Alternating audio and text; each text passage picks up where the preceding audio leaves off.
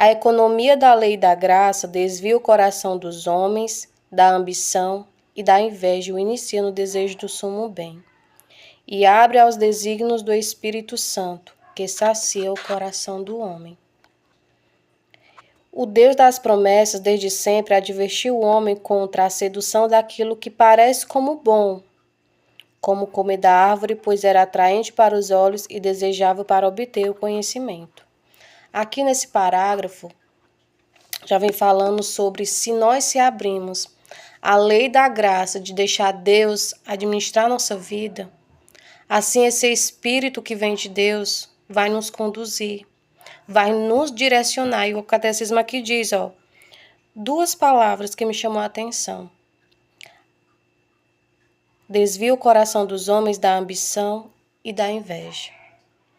Ambição é aquilo e inveja é aquilo que está dentro de mim. Se a gente não buscar o Espírito Santo, isso aqui vai acabar com a nossa alma, acabar com a nossa santidade. Isso aqui vai acabar com a nossa vida. Se eu tenho ambição de somente satisfazer os meus desejos, a minha vontade, eu vou contrariar toda a lei de Deus. Eu vou estar longe da presença de Deus.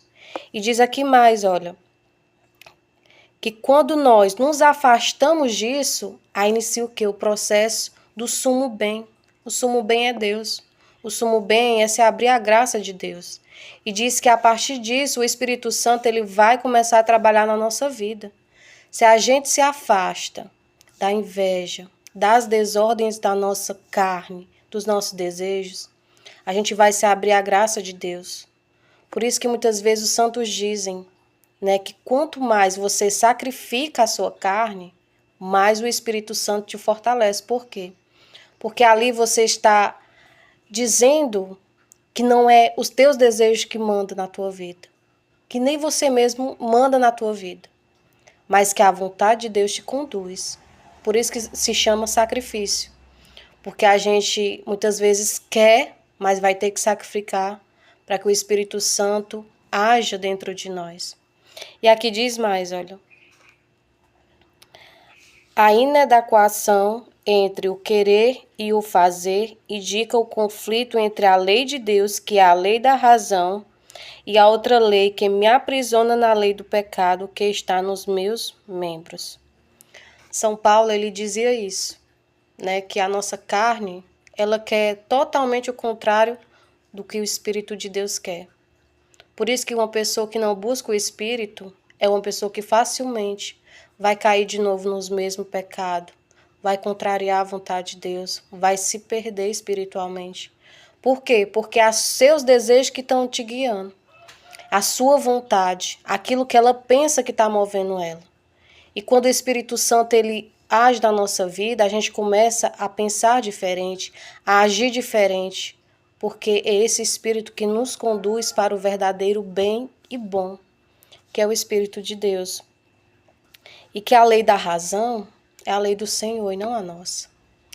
A lei da razão, quem governa a nossa vida é o Senhor. Para a gente se salvar, a gente vai ter que obedecer. E vamos ter que nos sacrificar. E fala até sobre isso. Os fiéis de Cristo crucificam a carne com as suas paixões e os teus desejos. E esses são conduzidos pelo Espírito e seguem os desígnios do Espírito. É preciso sacrifício. Porque que muitas vezes Jesus ele falava que somente o jejum e a oração expulsava demônios? Porque se a gente sem o Espírito, a gente vai ser uma casa aberta para o inimigo de Deus agir. Quando a gente não reza, quando a gente deixa as coisas de Deus de lado, a gente está se abrindo à vontade do mal. A gente é como se fôssemos presa fácil ao inimigo. A gente está ali sendo dado de bandeja para ele. Por isso que a oração é muito importante, buscar o Espírito de Deus na nossa vida. O quão isso é necessário na nossa vida, que a gente busque estar na graça, que a gente busque esse Espírito Santo. Rezar a oração do Espírito Santo, pedindo para que ele nos conduza. E como diz aqui o catecismo, sacrificar os nossos desejos é fazer a vontade de Deus. Às vezes, humanamente, a gente pode pensar que está sofrendo, que é muito, que é doloroso, mas para Deus aquilo é válido. Os santos fizeram isso, todos os apóstolos fizeram isso, e é isso que o cristão deve fazer, sacrificar a sua vontade para que Deus venha agir na sua vida. Em nome do Pai, do Filho e do Espírito Santo. Amém.